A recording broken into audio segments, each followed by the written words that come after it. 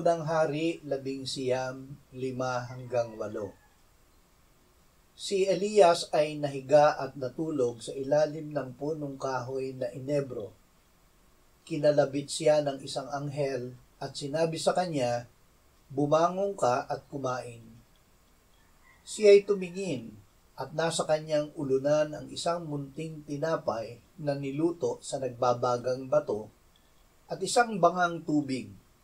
Siya ay kumain, uminom at muling nahiga.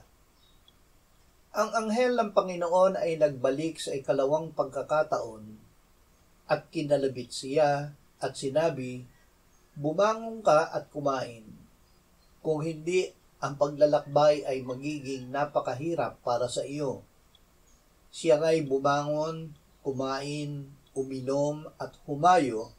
Nataglay ang lakas mula sa pagkaing iyon sa loob ng 40 araw at 40 gabi hanggang sa Horeb na bundok ng Diyos. Pinakain ng tinapay. Dahil sa takot sa banta ni Jezebel na patayin siya, si Elias ay tumakas. Isang araw siyang naglakbay. Nang dumating siya sa Beer-sheba, ay hiniling niya na kunin na ng Panginoon ang kanyang buhay. Hindi siya pinagbigyan ng Panginoon.